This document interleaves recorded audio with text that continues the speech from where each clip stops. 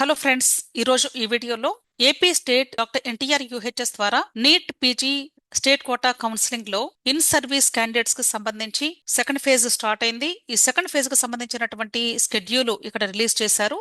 ఇప్పుడు second phase లో participate చేయాలి అంటే డిసెంబర్ 26 నుండి 29 ఈవినింగ్ 6 PM వరకు మీరు వెబ్ ఆప్షన్స్ పెట్టుకునే అవకాశం ఉంది. అంతేకాదు ఇక్కడ ఫీ స్ట్రక్చర్ గురించి కూడా ఇచ్చారండి.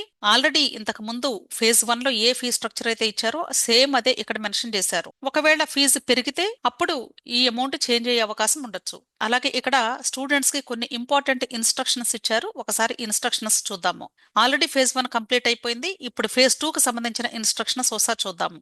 ఫస్ట్ వన్ వచ్చేసి అసలు ఇప్పుడు సెకండ్ రౌండ్ లో ఈ వెబ్ ఆప్షన్స్ పెట్టుకోవడానికి ఎవరెవరికి ఎలిజిబిలిటీ ఉంది అనేది ఇక్కడ మెన్షన్ చేశారు. ఫస్ట్ టైప్ వచ్చేసి ఫేజ్ 1 లో సీట్ అలాట్మెంట్ వచ్చి కాలేజ్ లో రిపోర్ట్ చేసిన ప్రతి ఒక్క స్టూడెంట్ కూడా ఇప్పుడు సెకండ్ రౌండ్ లో అప్గ్రేడేషన్ కి పార్టిసిపేట్ చేసే అవకాశం ఉంది. ఖచ్చితంగా చేయాలని కాదండి, ఇష్టం ఉంటేనే అప్గ్రేడేషన్ కి పార్టిసిపేట్ చేయొచ్చు.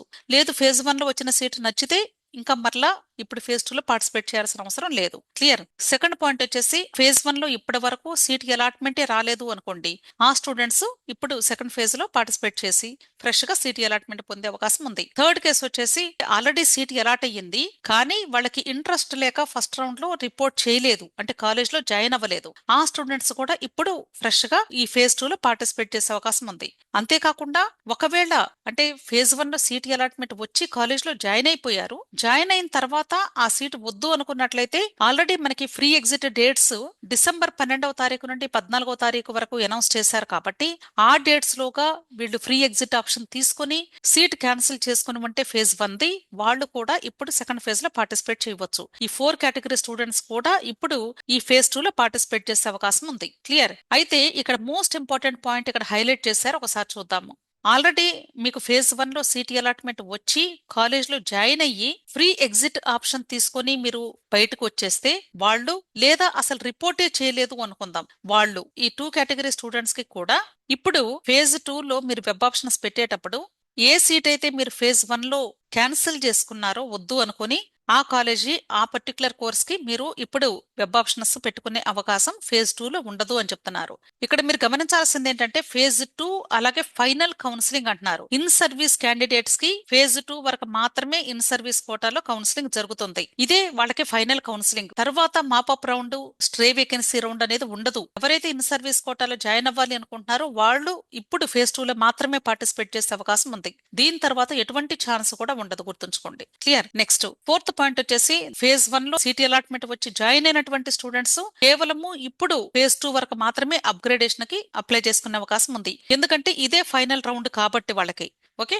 నెక్స్ట్ ఇక్కడ ఇంకొక హైలైటెడ్ పాయింట్ ఇచ్చారు. ఒకవేళ కానీ ఇప్పుడు ఫేజ్ 2 లో సీట్ అలాట్మెంట్ వచ్చిన తర్వాత కాలేజ్ లో ఒకవేళ రిపోర్ట్ చేయకపోయినా స్టూడెంట్స్, లేదా అసలు సీటు ఫిల్ చేయలేదు అనుకోండి, అంటే అన్ఫిల్డ్ సీట్స్ ఉన్న ఈ 2 కేటగిరీ సీట్స్ కూడా ఆటోమేటిక్ గా ఈ సెకండ్ రౌండ్ తర్వాత నుండి నాన్ సర్వీస్ కోటాకి యాడ్ అయిపోతాయి అని చెప్తున్నారు ఫర్దర్ రౌండ్స్ కి. ఇక్కడ ఒక డౌట్ ఏంటంటే ఫర్దర్ రౌండ్స్ లో ఎవరికి యాడ్ చేస్తారు, అన్ని ఓసీ సీట్స్ అవుతాయా అని చాలా మంది అడుగుతూ ఉన్నారు. అలా లేదండి. ఏ కేటగిరీ సీట్ అయితే ఇక్కడ మిగిలిపోతుందో అది రెస్పెక్టివ్ కేటగిరీ స్టూడెంట్స్ కి మాత్రమే నెక్స్ట్ రౌండ్స్ కి యాడ్ అవుతుంది. అంటే సపోజ్ బీసీఏ సీట్స్ మిగిలిపోయినాయి అనుకోండి ఇన్ సర్వీస్ లో, నాన్ సర్వీస్ కోటాలో బీసీఏ స్టూడెంట్స్ కి మాత్రమే ఆ సీట్స్ యాడ్ అవుతాయి. అలాగే ఒకవేళ బీసీడి అనుకోండి బీసీడి కేటగిరీ, ఎస్సీ అనుకోండి ఎస్సీ కేటగిరీ, లేదా ఓసీ అనుకోండి ఓసీ కేటగిరీ, అంటే ఏ కేటగిరీ సీట్స్ మిగిలిపోతే ఆ కేటగిరీకి నాన్ సర్వీస్ క్యాండిడేట్స్ కి యాడ్ అవుతాయి. క్లియర్. నెక్స్ట్ ఈ పాయింట్ ఏంటంటే phase 1 joint reported seat shall be default last option.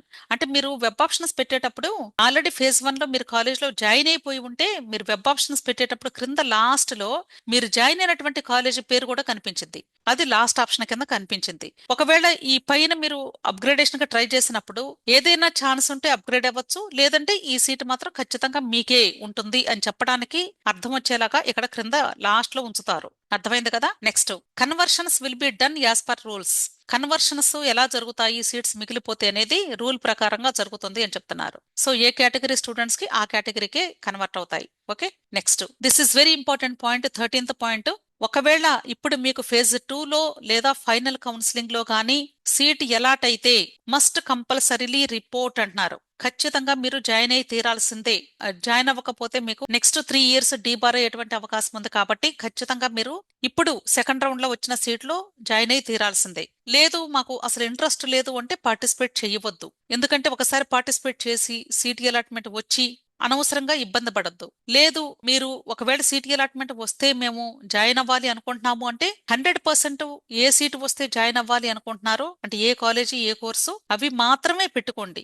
అనవసరంగా అన్ని పెట్టేసుకొని పొరపాటున ఏదో ఒకటి అలాట్ అయిన తర్వాత వద్దు అనుకుంటే రిస్క్ లో పడతారు. సో మస్ట్ కంపల్సరీలీ రిపోర్ట్ అన్నారు కాబట్టి ఇది just like stray vacancy round అంటే నాన్ సర్వీస్ కోటా స్టూడెంట్స్ కి.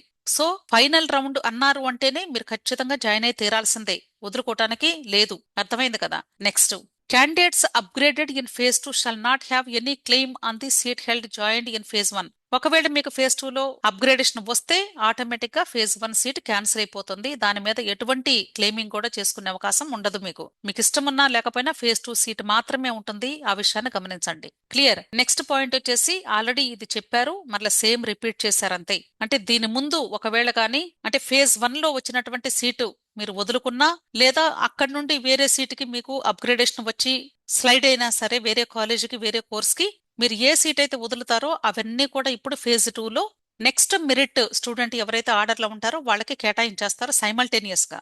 సో ఇక్కడ సైమల్టేనియస్లీ అని యూజ్ చేశారు అంటే ఈ ఫేజ్ 2 ప్రాసెస్ అప్పుడే అంటే వికేట్ అయినటువంటి సీట్స్ ఏదైతే ఉంటాయో అప్గ్రేడేషన్ స్టూడెంట్స్ దగ్గర నుండి ఆ సీట్స్ ఆటోమేటిక్ గా నెక్స్ట్ మెరిట్ వాళ్ళకి అలాట్ చేసేస్తాము అని చెప్తున్నారు. క్లియర్. నెక్స్ట్ డిస్కంటిన్యూషన్ గురించి కూడా చెప్తూ ఉన్నారండి. నెక్స్ట్ 14th పాయింట్ కూడా ఇంపార్టెంట్ పాయింట్.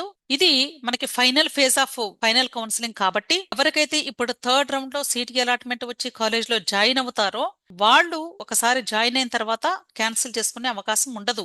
ఒకవేళ కానీ క్యాన్సిల్ చేసుకోవాలి అంటే 3 years పాటుగా ఈ నీట్ పీజీ కౌన్సిలింగ్ లో ఏపీ స్టేట్ లో పార్టిసిపేట్ చేసే అవకాశాన్ని కోల్పోతూ 3.54 lakhs పెనాల్టీ కట్టి అప్పుడు మాత్రమే మీరు డిస్కంటిన్యూ చేయాల్సి ఉంటుంది.